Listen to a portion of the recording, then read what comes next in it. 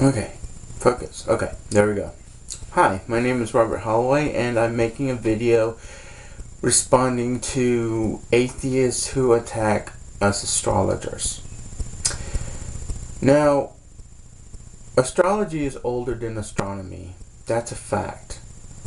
The reason why I'm making this video is because I don't understand why critics and atheists are attacking astrologers, calling us pseudoscience and delusional and retards and whatnot.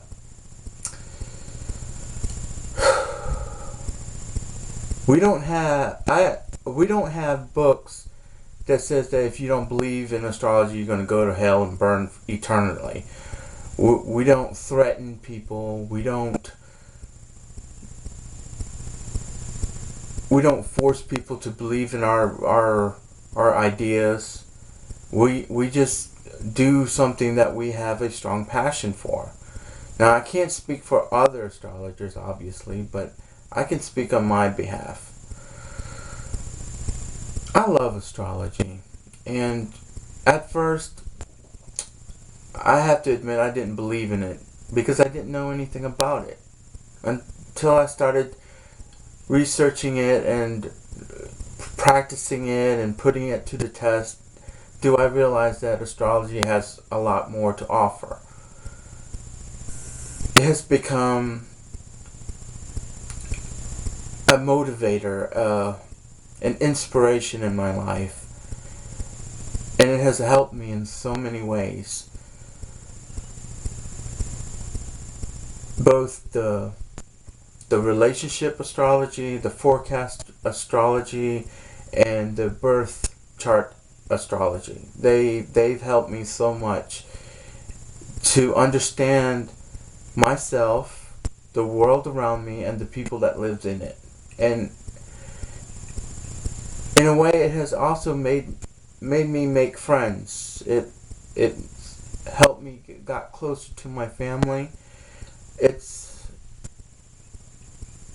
a blessing. I mean, this ancient art, this ancient knowledge has really went through so many storms in its history, and now there's atheists as well as Christians, and I don't know about Muslims. I never heard them say anything bad about astrology, but I'm sure they do have something bad to say. The point is, it's been one of 7 liberal arts, so it's pretty old knowledge. It has a history, and it plays a role in the history of mankind as well. Now, I've made videos talking about processions, and I made videos about forecast astrology and how to really read your horoscope, like key factors to look into when you're reading a horoscope. I've talked about the planets as gods and goddesses, and I still do believe strongly that they are gods and goddesses. And here's my definition of a god: something that is greater and more powerful than you are, than I am, than anybody else is. Now, in ancient times, it was the sun and the moon and the earth that mankind has worshipped. Why not the other planets? Why not the other brothers and sisters of Earth, or Gaia is what I call Earth? Why not them? And the more I got into astrology and astronomy, the more I realized that these gods are real. Not just only physically real, but spiritually real, intellectually real, emotionally real. I mean, they're as real as what you see, smell, taste, touch, hear, and ESP. I don't know, intuition, whatever you want to call it. So astrology, it plays a major role in my life, And I'm sure it plays a major role in everybody's life.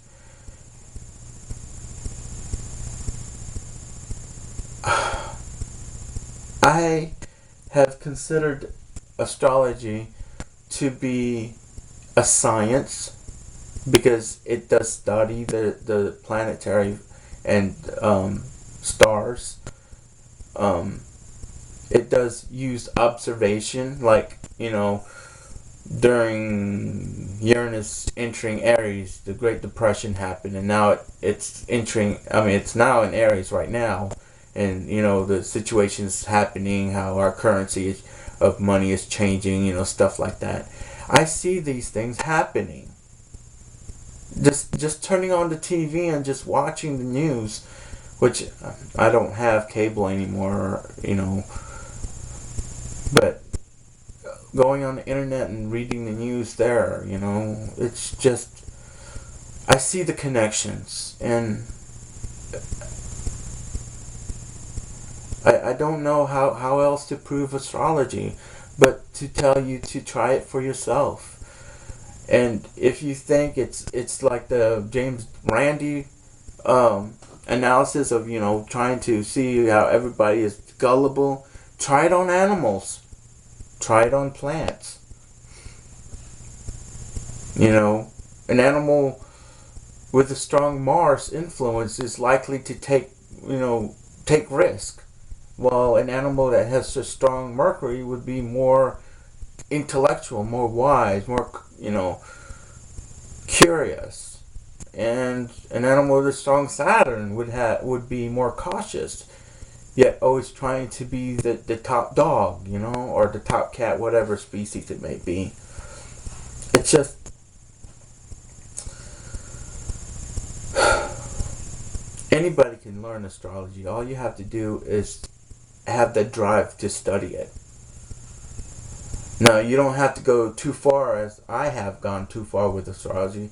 I mean, not only do I hold it as a science and an art, but I have also hold it as a religion. I worship the planets. I don't even like calling them planets because the word planet means wandering star. They're not wandering. They are in a set course, a set path around the sun. And the sun has a set path around the galaxy. So, the Milky Way. So, they're not actually wandering stars. So the word planet is not the proper word for them. I think the proper word for them is deity or gods. But you don't have to go too far to call them that. I call them that because I believe them to be gods and goddesses. As an astrologer, I see the effects of these gods have on our earth. And it's kind of like having like if you have your best friend beside you, you feel secure. If you have your mom next to you, you feel loved and nurtured, and it's the same thing with the earth and her brothers and sisters. It's just, maybe it is feng shui in the celestial. I don't know. I can't say for sure because I'm not a planet. I'm not a god. I can only speak on experience and observation. That's all I have going. And maybe that's all I need to know. You don't have to believe in astrology. Believe in what... Well, if you're an atheist, you don't believe in anything. But stop harassing us. Stop calling us names. I want to study astrology, and I want to share that knowledge to the rest of the world. And I'll be damned if some atheist or critic is going to would stop me from doing that. Granted, astrology